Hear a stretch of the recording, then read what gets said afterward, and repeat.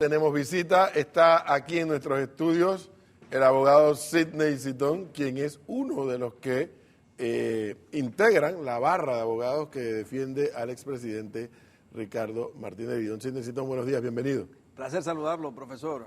Buenos días. ¿A dónde está el caso del presidente Martinelli? ¿En qué nivel? ¿Por qué nivel va? Bueno.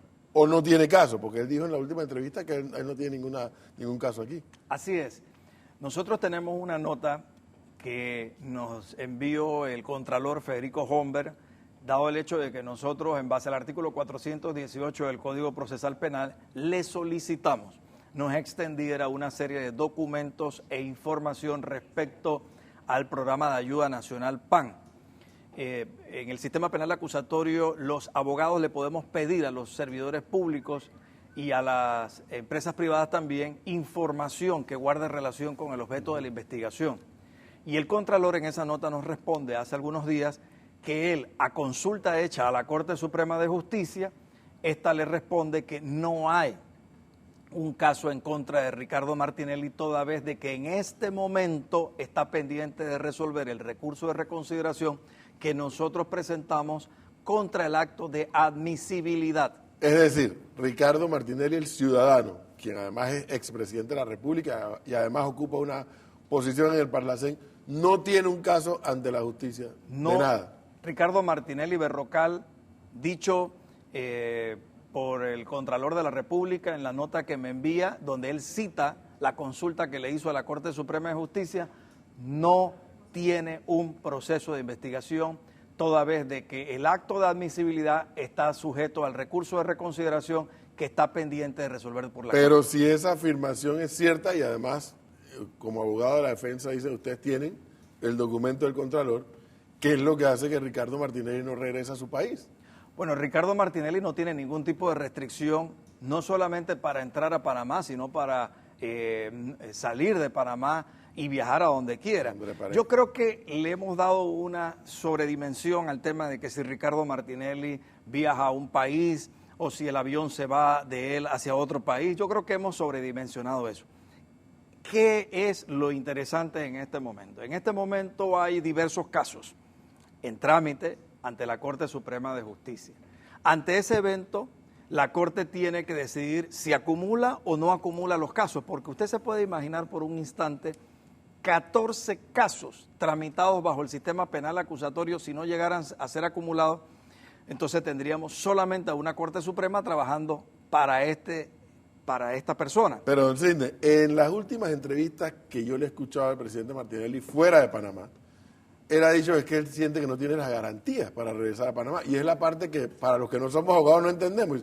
Si los abogados de él nos están diciendo, él no tiene ningún caso, y él lo reitera, pero él dice, pero no tengo las garantías. Entonces, ¿en qué quedamos? Sí, él lo plantea porque dentro del expediente que radica en la Corte, don Edwin, nosotros presentamos el día inmediatamente posterior al acto de admisión del proceso que se le abrió, que fue aquel enviado por la fiscal segunda anticorrupción, Lisette Chevalier. Nosotros presentamos un escrito donde le advertimos a la Corte toda una serie de irregularidades procesales que se estaban dando. Por ejemplo, mire, le voy a citar un caso.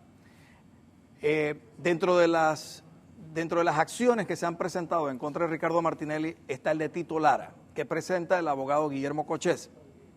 En ese proceso, la Corte ensaya un trámite totalmente distinto al del caso enviado por la fiscal Lisette Chevalier.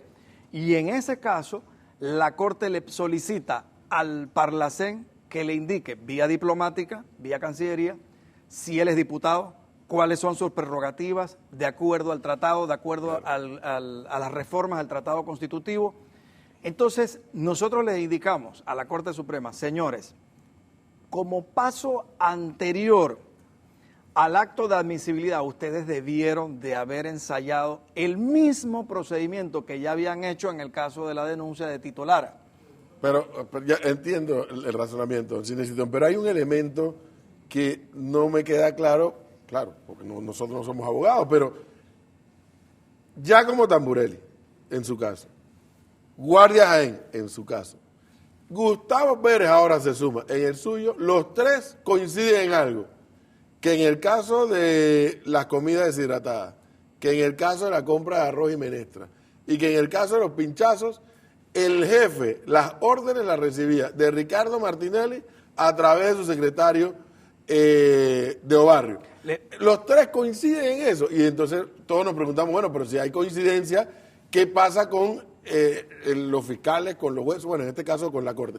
¿Cómo los panameños podemos entender que Guardia Jaén, Tamburelli y ahora Gustavo Pérez coinciden en decir que en cada uno de sus casos quien les daba las órdenes era Ricardo Martinelli, obviamente como presidente de la República?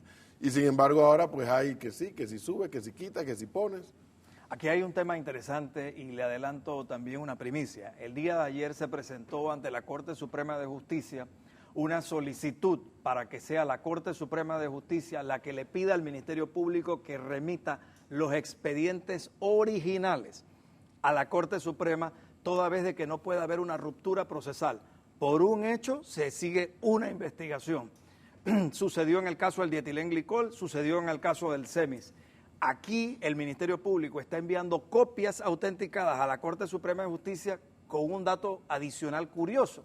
En el Ministerio Público se tramita bajo el sistema inquisitivo y en la Corte se tramita bajo el sistema penal acusatorio. Son dos sistemas que se contraponen y que son totalmente distintos. Las pruebas que practica el Ministerio Público carecen de valor ante el sistema penal acusatorio.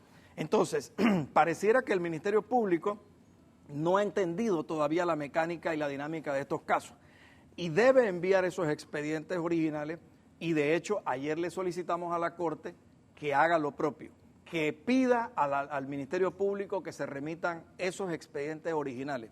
Solo así se podrá hacer una investigación acorde al sistema penal acusatorio. Don Sidney Citón, la pregunta que voy a hacer puede sonar tonta y la respuesta puede ser hasta obvia, pero fíjese a dónde quiero llegar.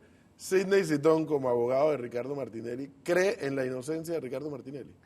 Sidney Citón no solamente cree en la inocencia de Ricardo Martinelli, sino que además de eso le puedo decir de que en el caso que usted planteó hace poco del programa de ayuda nacional, el decreto 690, que fue elaborado cuando había ese gran matrimonio entre el Partido Panameñista y el Partido Cambio Democrático, una vez llegaron al poder, y que esa estructura legal se mantiene vigente al día de hoy. Dice ese decreto 690 que es la directiva la que aprueba y fiscaliza. Quiere decir entonces que hay una responsabilidad de existir la misma directa hacia Jimmy Papadimitriou, hacia Alcibiades Vázquez, hacia Poppy Varela, hacia Susi de Varela, quienes conformaron la directiva. Recuerde que, por ejemplo, uno de los cuestionamientos que se hace sobre el tema de la máquina pinchadora es de que fue la primera máquina pinchadora, de que fue adquirida. ¿Y quiénes firman el acta? Porque acuérdense que para que haya un pago, una transferencia de pago, tiene que existir un acta directiva. Y esa acta directiva está firmada por personas que precisamente ocupan el cargo hoy día de ministros, de funcionarios de la presidencia, etcétera. Sí, el abogado Sidney Citón, que defiende la causa de Martinelli, cree en la inocencia de Martinelli. El propio Martinelli cree en su inocencia, me imagino. ¿Por qué? Y es la pregunta que me hago, y la pregunta también me la hago a manera de reflexión. Con la misma cara que Martinelli le pidió el voto a los panameños, ¿por qué con esa misma cara no enfrenta a la justicia y dice, bueno, ¿qué es lo que ustedes me quieren preguntar? Martinelli está enfrentando la justicia porque, de hecho, fíjese que desde el inicio, desde cada vez que alguien se aproxima a la Corte Suprema y presenta una denuncia o presenta una querella, Sidney Citón va inmediatamente y presenta un poder de representación de Ricardo Martinelli, porque la ley dice que desde el acto inicial del procedimiento dirigido en su contra, toda persona tiene derecho a su defensa. ¿Qué hago yo? Acudo a la Corte Suprema a dar la cara. No espero a que la Corte Suprema de Justicia diga si el caso se rechaza o no se rechaza, si se admite o no se admite. Pero entonces Martinelli sí está haciendo uso de todas las garantías que el sistema panameño le otorga. Mire usted que ahora empieza la Corte Suprema, don Edwin, a producir una pausa. Usted vio que al inicio iba el auto en quinta, con transmisión PDK. Ahora resulta ser que el carro bajó a segunda. Entonces yo le indico a usted lo siguiente.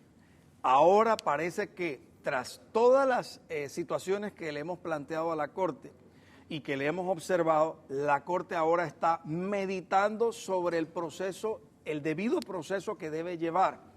Algo fundamental. Nosotros desde el día 1 del acto de admisión le pedimos a la Corte Suprema audiencia para advertir lo que nosotros consideramos son los vicios de nulidad que se han cometido hasta este momento. Eso está pendiente de que se nos conceda.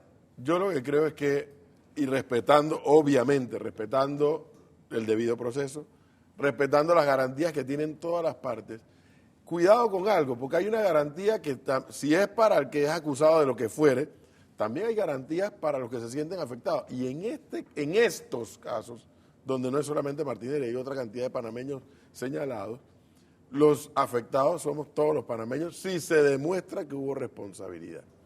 Y por eso es que yo sí creo que, haciendo uso de esas garantías que le da el sistema, Ricardo Martinelli obtuvo 62% del electorado de este país, el endoso, para dirigir este país. Y se constituyó en un líder de este país por haber ganado las elecciones. Entonces yo creo que si ahora hay quienes los están señalando a él de que hizo o que no hizo, yo no entiendo por qué se queda fuera del país, diciendo afuera del país que no tiene garantías para regresar cuando está haciendo uso de todas las garantías.